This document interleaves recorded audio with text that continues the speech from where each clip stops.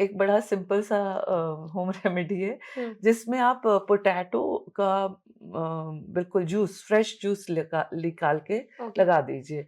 So it gives a very good bleaching effect immediately oh! And it's very simple. 3 चीज़ें जो हमारे सबसे important है स्किन केयर के लिए, डेफिनिटली एक फेस वॉश है, मॉइस्चराइज़र और सनस्क्रीन। लाइफ़स्टाइल बहुत इम्पोर्टेंट है, exercise, good food, hydrate yourself, drink lot of water, अच्छा खाना, fruits they are very important.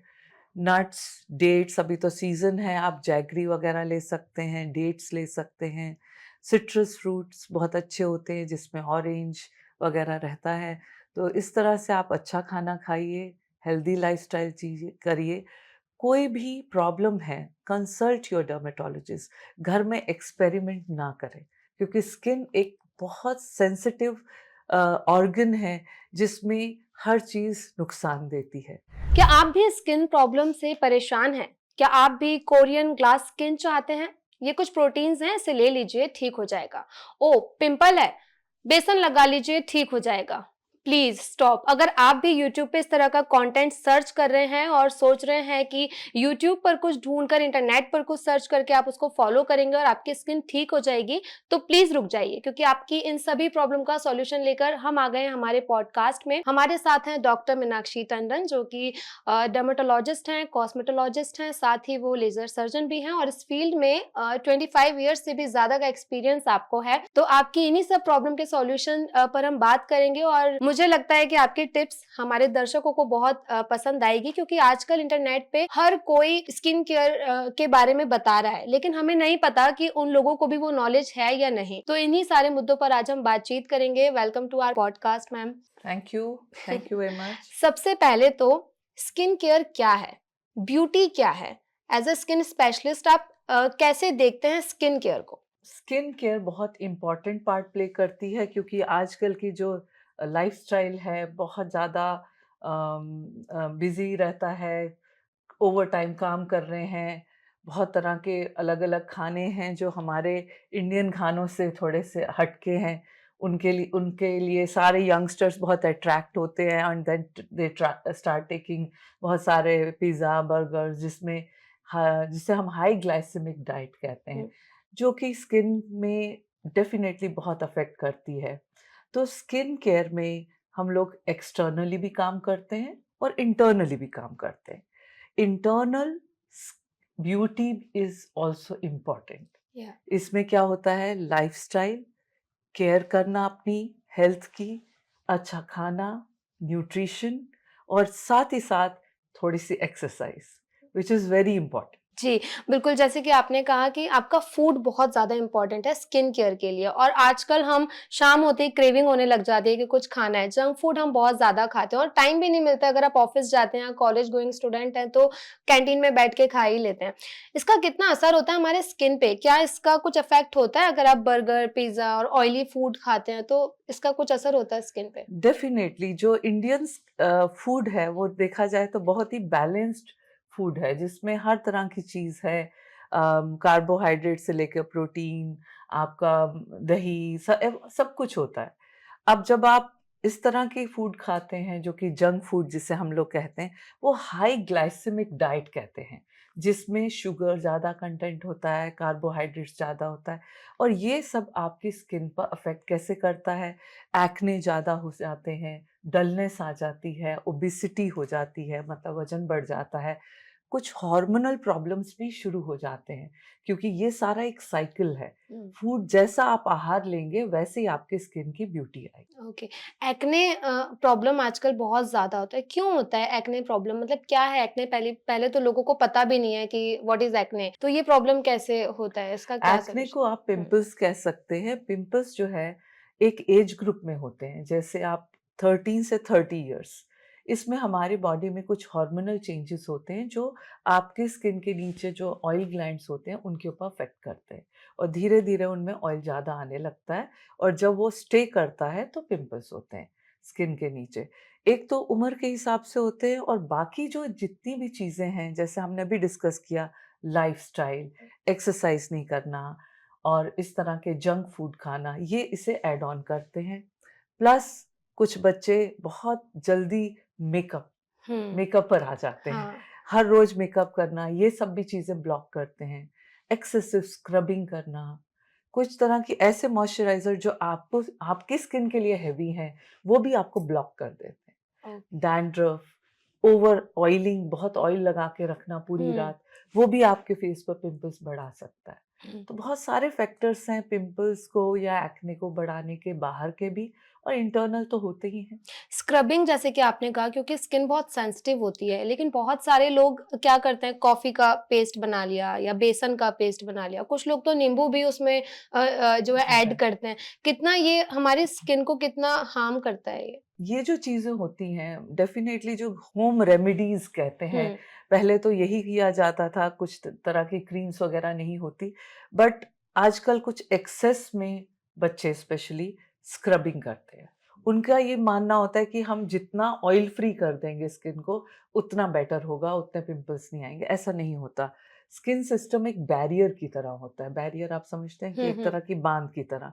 अगर आप इसी को एक्सेसिव स्क्रब कर दें, मतलब बहुत ज़्यादा छील दें, हाँ, तो उसका जो नेचुरल पीएच बैलेंस होता है या उसे के कि नेचुरल कोटिंग होती है, वो हुँ, डिस्टर्ब हो जाती है। ओके। इनफैक्ट उस अगर आप ज़्यादा ड्राई कर देंगे तो एक्सेस ऑयल आएगा, पिंपल्स बढ़ जाएँगे, स्किन सेंसिटिव हो जाएगी, वो बाहर के वातावरण से भी अफ़ेक्ट होने लगेगी। जी, तो इट्स वेरी इम्पोर्टेंट कि स्क्रबिंग जो है गलत नहीं है, पर किस टाइम पर किस स्किन को किस सीजन में चाहिए।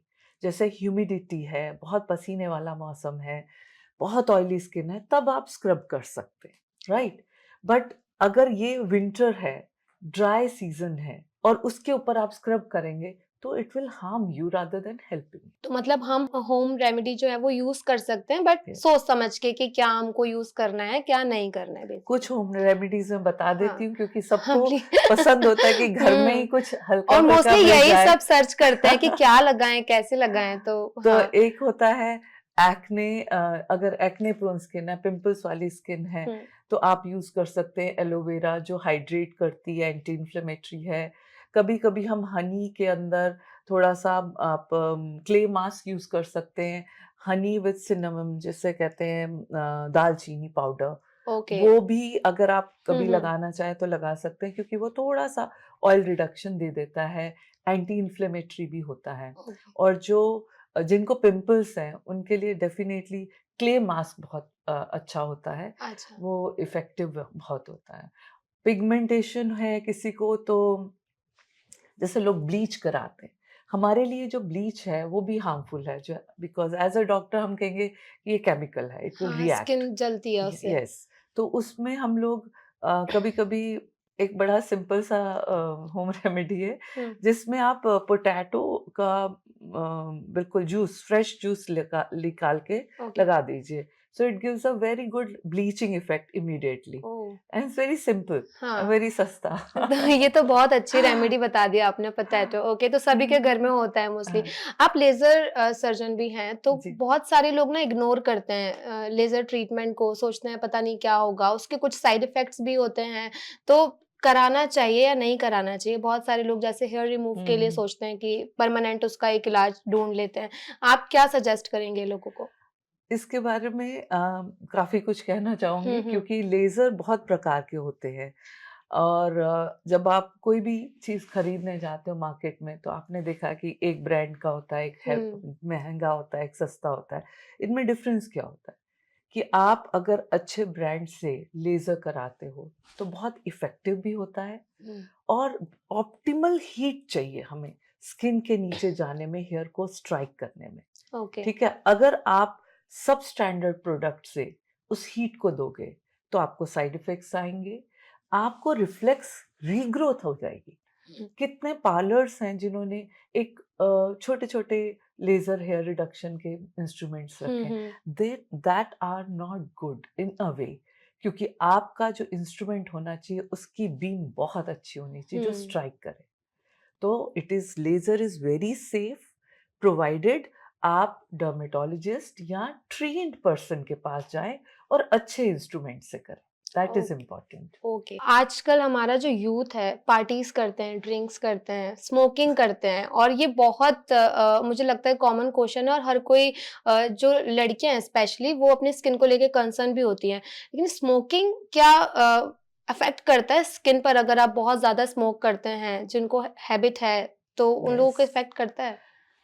निकोटिन, सिगरेट या हुँ। अल्कोहल, हाँ, ये 2 चीज़ें ऐसी हैं जो डेफ़िनेटली स्किन में एक डलनेस, फास्टर एजिंग और अल्कोहल से डिहाइड्रेशन हो जाता है, ओके। जिससे रिंकल्स बहुत जल्दी आते हैं। हुँ, तो you need to work on your habit, आपके ठीक होनी चाहिए, ओके। हेल्दी लाइफ़स्टाइल होना चाहिए। हाँ, मतलब स्मोकिंग से फ़र्क पड़ता है so please okay. Ma'am collagen क्या होता है? बहुत सारे लोग आजकल बात करते हैं कोलेजन की और नहीं पता है कई सारे लोगों को क्योंकि इतना ज़्यादा नहीं लोग जानते हैं इसके बारे में। तो आप कैसे बताते हैं व्हाट इज़ कोलेजन? कोलेजन एक तरह का हमारा बॉडी के अंदर एक टिश्यू होता है कोलेजन, ओके। जिससे आपकी स्किन टाइट रहती है। इवन जॉइंट्स में भी होता है, हार्ट में भी होता है।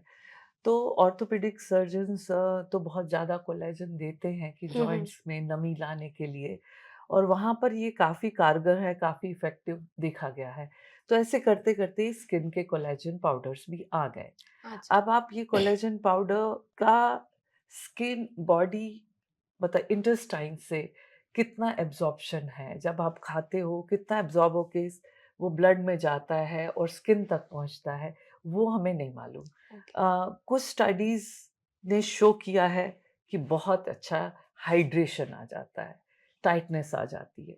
कुछ स्टडीज नहीं शो कर रहे। तो अभी भी डॉक्टर्स कंफर्म नहीं कर पा रहे हैं कि ये बहुत इफ़ेक्टिव है कि नहीं। पर ओके। डेफ़िनेटली कुछ पेशेंट्स जहाँ हम देखते हैं कि बहुत डिहाइड्रेटेड हैं या उनको एलर्जीज़ की कंडीशन है, उनमें हम कोलेजन पाउडर एट टाइम्स देते हैं। अच्छा मतलब ले सकते हैं उसको एट ले कंडीशन। सकते हैं, um. But you have to be very sure कि ये कंपनी हुँ, किसकी हुँ, है, हुँ। कंफर्म्ड है कि नहीं, क्योंकि हार्मफुल भी हो सकते हैं अगर वो ओके। जेन्युइन नहीं है। तो मार्केट में बहुत इम्पोर्टेंट है कि आप किसी डॉक्टर या हुँ, हुँ। डर्मेटोलॉजिस्ट से ही प्रिस्क्राइब करवाइए। ओके, ओवर द काउंटर ना लें तो बेहतर है। ओके। बहुत सारे लोग तो मैम ऐसे हैं जो जिनको पता ही नहीं है कि हम अपना डॉक्टर कैसे चूज़ करें। अच्छे डर्मेटोलॉजिस्ट कौन होते हैं? कैसे हम उनसे सजेशन लें? क्योंकि मुझे भी जब प्रॉब्लम हुई तो मैंने भोपाल में बहुत सारे मैंने प पूरा रिसर्च किया एंड देन मैं आपके पास आई थी। तो कैसे हम अपने डॉक्टर को हम कैसे पहचानें कि आप इस डॉक्टर के पास जाइए अपनी स्किन रिलेटेड प्रॉब्लम को लेकर के? देखिए, डेफिनेटली ये जो कॉस्मेटोलॉजी एक ब्रांच बन गया है हुँ, जिसमें हर कोई भी उसको एग्ज़ैक्टली हाँ। स्टार्ट कर लेता है, और डेफिनेटली आपको इतना गूगल पर इतना इंफॉर्मेशन मिलता है, तो कोई भी आपको हुँ, सजेशंस देना शुरू कर सकता है। हाँ। So definitely you need to see the degrees, you need to find out. आपको आपके पास रिव्यूज भी होते हैं जिससे आप चेकआउट कर सकते हैं अपने डॉक्टर्स को।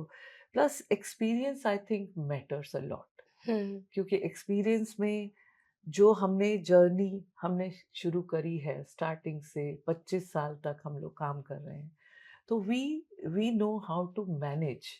सो डेफिनेटली डर्मेटोलॉजिस्ट या डॉक्टर्स जो ट्रेन्ड हैं हुँ, उनके पास ही जाना चाहिए, okay. And check it out whether they are beauticians जो कॉस्मेटोलॉजिस्ट बन गई हैं, तो वो थोड़ा सा इन अ वे कि मेडिकल एस्पेक्ट से हुँ, वो आपको हेल्प नहीं कर सकते ओके। डेफिनेटली।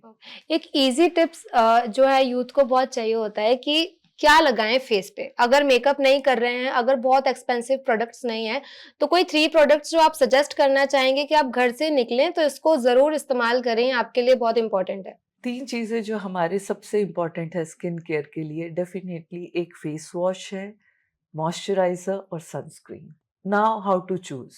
जो मॉइस्चराइज़र होता है, वो सीज़न के हिसाब से चेंज होता है। हुँ, अगर ये ठंड है तो डेफिनेटली सबको मालूम है कोल्ड हुँ, क्रीम हुँ, जिसे कहते हैं, आप मॉइस्चराइज़र हेवी यूज़ करते हैं जो क्रीम बेस्ड हो। ओके, और जब गर्मी होती है तो आप लोशन, और जब ह्यूमिडिटी होती है तो जेल बेस्ड। तो ओके। ये थोड़ा डिफरेंस होता है लगाने वाली चीज़ों में।